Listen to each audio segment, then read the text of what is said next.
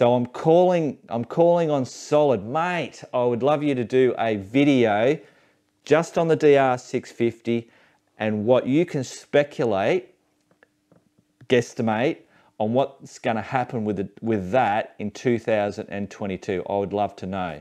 So Mark, this looks like a pretty complicated topic, mate, and I have done my best to get to the bottom of it. Like you said, we're going to need to chuck on our tinfoil hats to get to the bottom of this one. So let's roll that intro and get straight into it.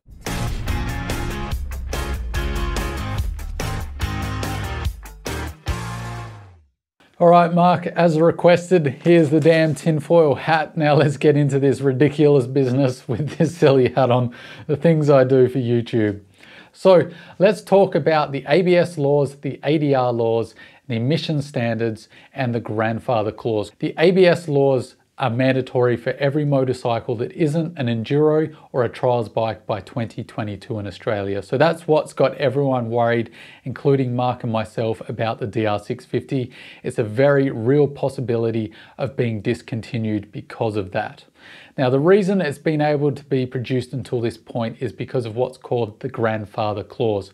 So because the bike was made before those regulations, it didn't have to adhere to those regulations as long as there aren't any significant changes made to the bike. It means that they don't have to appease the ABS regulators, and they also don't have to appease the Euro emission standard regulators either. So that's why the bike just keeps going on, as well as the DRZ400E. Now, there are a few exceptions to the ABS laws, and that's enduro bikes and trials bikes. And you might ask, maybe the DR650 could get through as an enduro bike. The answer is not really. To be classed as an enduro bike, you need 900mm seat height or more. That scratches out the DR650. You need 310mm of ground clearance. Again, that scratches out the DR650. You need to have only the capacity to carry one person, so that counts out the DR650, although you could remove the pegs. And the major one is that it needs to weigh 140 kilos or less. So that completely hobbles the chances of the DR650 passing as an enduro bike, unfortunately. So it looks like they'll either have to add ABS or completely revise the bike. The DRZ, I hear you saying, yes, I'm going to shoehorn that bike in there because it's my bike and I do enjoy the motorcycle. I don't think it will make it past the enduro standards as well. It passes everything but the weight. Getting the DRZ400E under 140 kilos, I think would require significant changes. And if it does have significant changes to the bike, then it no longer gets considered under the grandfather clause. So that strikes it off the list. So I think the DRZ will be in the same category of needing to acquire ABS to survive moving forward. So I hear you all saying, that's an easy fix, just add ABS and we all sail on into the sunset and enjoy our happy little dual sport lives. So the big challenge here is significant changes.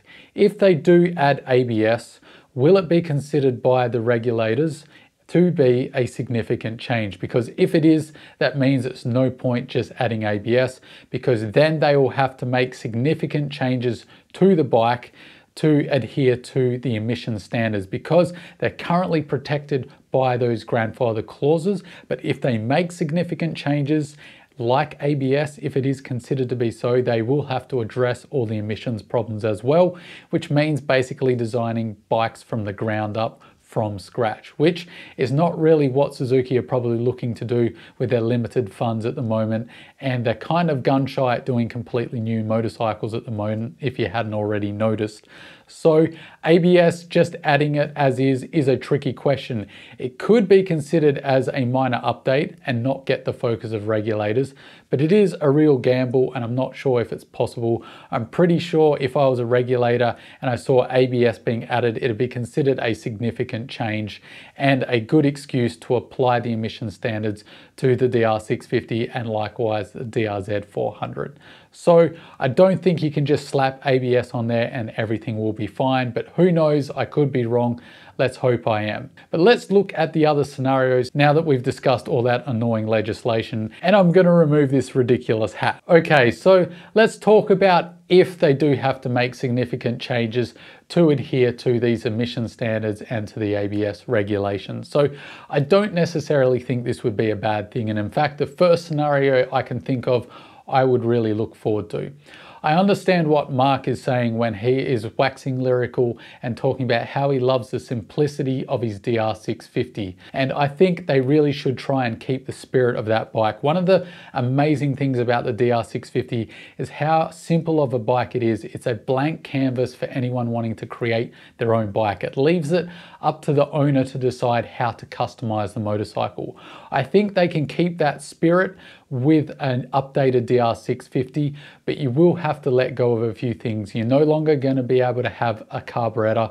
It's just a fact of passing the Euro emission standards. I'm sorry, but it is just a fact of life at the moment. The other big thing I think it needs is 6 speeds. I know a lot of DR650 riders are going to shout 5 speeds is fine, it's perfect for this bike.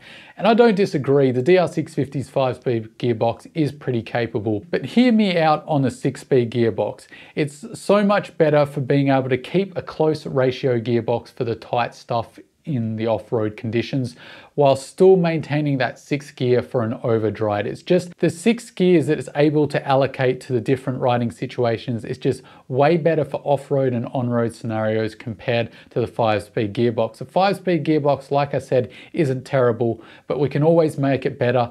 And if we're updating it, we may as well add 6 speeds, because in my opinion, it's 2021, it should have a 6-speed gearbox. So EFI, 6 speeds. Look, if I'm going crazy, they should address the weight as well. It is fairly light, but they can always make it a little lighter. Update that suspension, as it really is quite old tech, and just freshen the dashboard. It doesn't need to be too technical.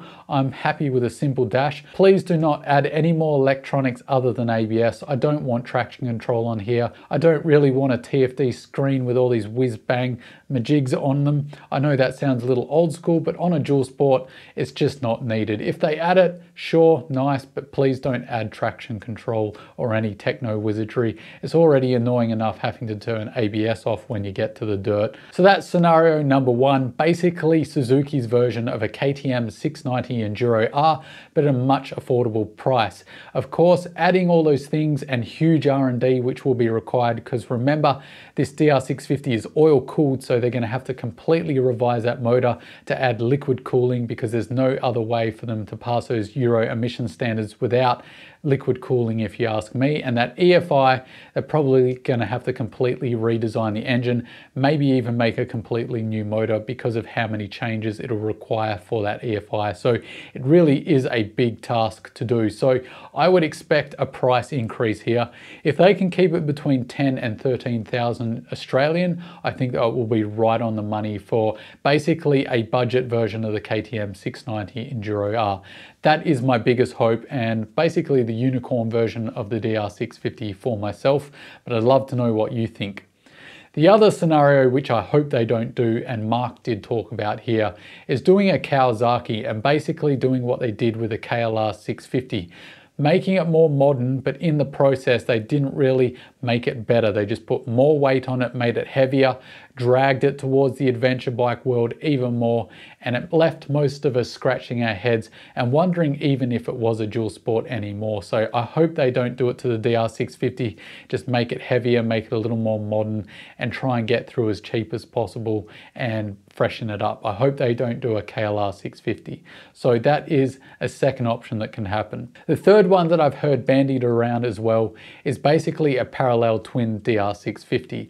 I think this is pretty unlikely. It also would take far more R&D. Yes, it would pass emissions far easier than a big single, but it would require a whole lot of R&D, rejigging the frame to accept a parallel twin. It's a lot of work for not a lot of payoff, because I think people from the dual sport world won't like the weight of it. People will be asking, is it a dual sport? Is it an adventure bike? No one will really be sure. And we can be certain that Suzuki won't concentrate on keeping the weight down. If they could do a parallel twin and keep it the weight of the current DR650, I think that would be amazing, but I don't think Suzuki will.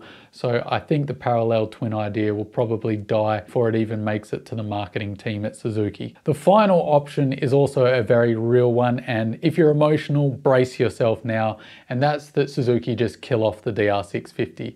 I don't like saying it, but I think it's something that we just have to keep in our minds as a very real possibility.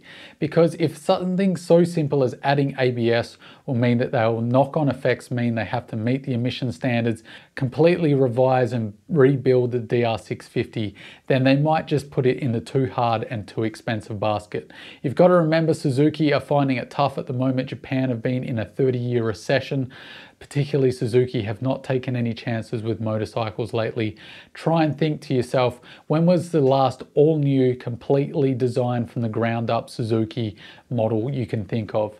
They've used engines from old motorcycles and update after update. They really haven't made a new motorcycle in a long, long time. So a big undertaking like a completely revised DR650, they might just put it in the too hard basket, like I said. So they might just say no and just cancel it, and we might not ever see it again. So that is the worst case scenario, but I do think we need to consider that as an option. So I also wanted to fit the DRZ into that commentary as well, and I think it's basically the same lines as the DR650. It's not going to fit the enduro category because it's a bit too heavy, and I think to make it lighter, it will be considered as significant changes, and then it will have to adhere to the emission standards. It might be easier to get the DRZ400E to pass emissions with some redesigning, as it is already halfway there with the liquid cooling. So it's just the EFI side of it that the DRZ has to face, as opposed to the DR650, which will probably need both to pass the standard. So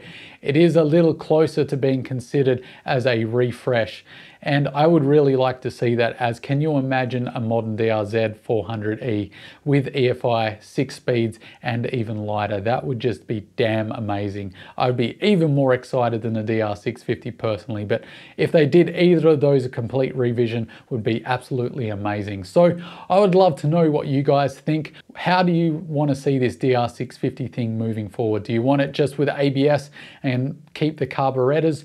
Do you want it to keep the ethos of the DR650 but EFI 6 speeds and keeping it light? Or do you want a parallel twin DR650? Let me know in the comment section down below. So again, Mark, thanks for throwing that topic my way. If you haven't checked out Mark's channel, it's absolutely fantastic. It's called Bike a Bit. It's got everything you can imagine to do with dual sport, so go check it out if you haven't already. And as always, guys, I've been Chronicles of Solid. Don't forget to stay shiny side up, and I'll catch you in the next video, guys. See you later.